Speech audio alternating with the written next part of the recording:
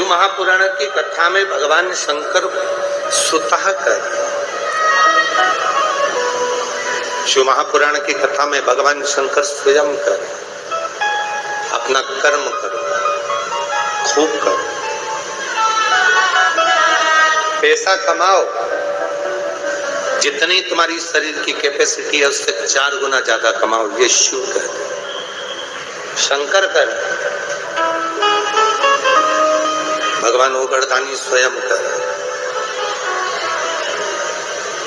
कि पैसा कमाओ, खूब कमाओ। ये देवाधिदेव महादेव कर, कर्म करो, खूब करो, देवाधिदेव महादेव कर।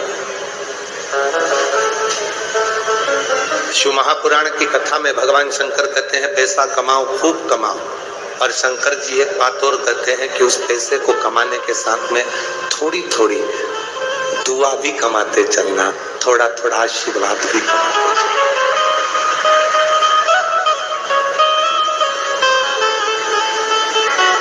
पैसा कमाओ, खूब कमाओ, और साथ में थोड़ा सा दुआ, थोड़ा आशीर्वाद साथ लेकर चलो। क्यों? जब व्यक्ति बीमार होता है, तकलीफ में पड़ जाता है, हॉस्पिटल में पहुंच जाता है, वेंटिलेटर पर पड़ा रहता है, तब पैसा बाहर रह जाता है, पर तुमने अगर किसी भूखे को भोजन कराया है, प्यासे को पानी पिलाया है, किसी गरीब की जिंदगी में तुम काम आए हो, तो उसकी जो दुआ है, वेंटिलेटर पर मशीनें बाद में काम करती हैं, पहले वो दुआ काम करना प्रारंभ कर जाती है। जो वो आशीर्वाद काम करने लगता जो मिला।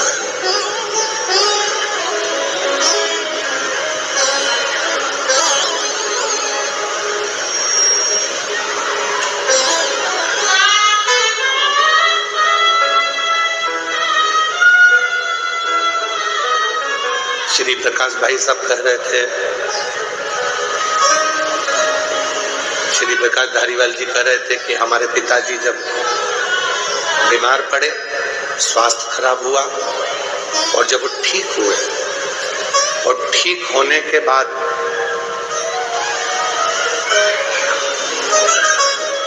शिव मंदिर में आए,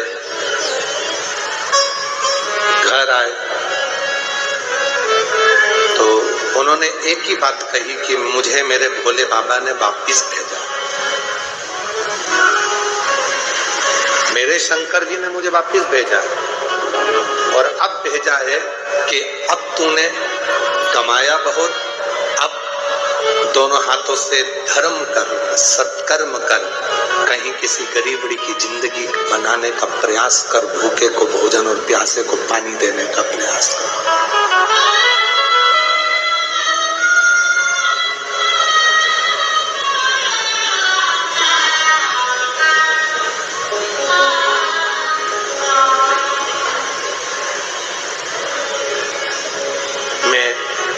श्री प्रकाश भाई साहब को, दीना भाभी जी साहब को कहूंगा, आपके सास ससुर भाभी जी और प्रकाश भाई साहब आपके माता पिता, श्री रसिक लाल जी और श्रीमती कमला बाई जी, आप उनको पहचान नहीं सके हो, और ईमानदारी से कहें तो वो शंकर और पार्वती का ही रूप रहे, शिव और पार्वती।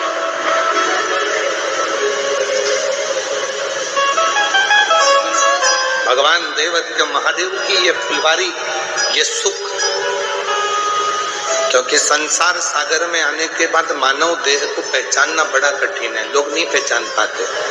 सास ससुर को नहीं पहचानती, बहू बच्चे अपने माँ बाप को नहीं पहचान पाते, बहन अपने भाई को नहीं पहचान पाती, भाई अपनी बहन को नहीं पहचान पाता, माता पिता बेटी को, दामाद को नहीं पहचान पाते, दामाद बेटी माँ बाप को नहीं पहचान पाते।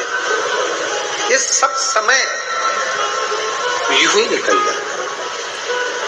मेरे श्रोता भाई बहन बैठे हैं जितने, हम जानते हैं आज पंडालों में जगह नहीं है, पंडाल भरे पड़े हैं, इसलिए आप लोग सब लोग बहुत सारी मात्रा में बाहर खड़े हो, हम जान रहे हैं।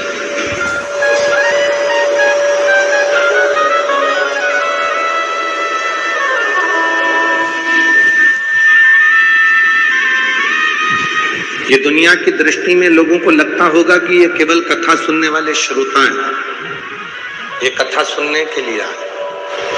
अगर ये कथा के श्रोता होते तो इतनी धूप में, कड़कड़ाती हुई धूप में बाहर खड़े नहीं रहते। अगर ये कथा के श्रोता होते तो 1.5 किलोमीटर पार्किंग से पैदल चलकर कथा स्थल तक नहीं आते। ये केवल कथा के श्रोता होते तो यहाँ सुबह 9 बजे से 8 बजे से जगह संभाल कर नहीं बैठते। ये कथा के श्रोता नहीं है, ये स्वयं शंकर भगवान के खुद के गण हैं जो भगवान शिव की कथा में आते हैं। इनको श्रोता मत समझो, ये केवल श्रोता नहीं है। श्रोता तो टीवी के सामने बैठे रहते, श्रोता तो एसी के कमरे में बैठे रहते, श्रोता तो सोफा और डनलप के गद्दे पर बैठे रहते। ये श्रोता नहीं है।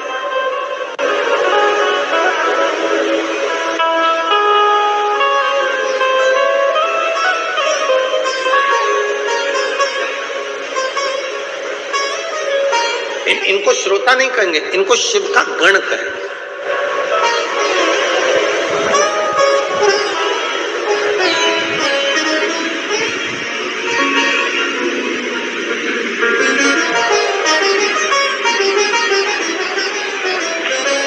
इनको भगवान शंकर का स्वयं का परिवार का अंग कहें।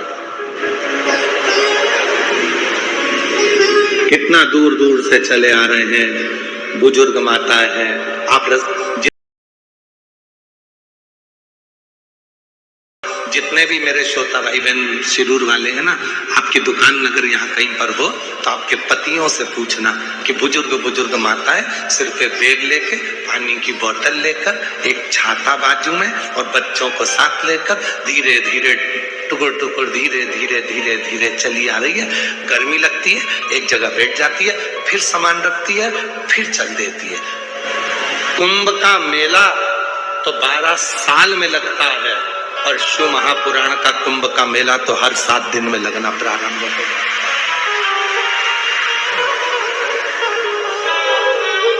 और जिसने इस नजारे को नहीं देखा, जिसने शिरूर के रहवासियों से निवेदन है, शिरूर में रहने वालों से निवेदन है, कभी रात का समय पति को दुकान से फुर्सत मिल जाए तो उससे कहना मुझे गाड़ी पर लेकर चलो और इस कथा पंडाल का दर्शन कराओ। कभी आना रात्रि के समय पर, मेरी माताएं इतने भजन में डूबी रहती हैं, भक्ति में आनंद करती हैं, स्मरण करती हैं, नाचती हैं, गाती हैं, भूमि को नमन करती हैं। कभी शिरूर वालों को मौका मिल जाए तो रात के समय आकर इस नजारे को देखना तो किसी कुंभ के नजारे से कम नजारा नजर।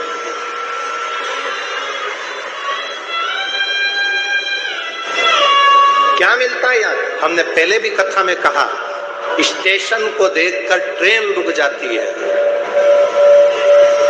बस स्टैंड को देखकर बस रुक जाती है, एयरपोर्ट को देखकर हवाई जहाज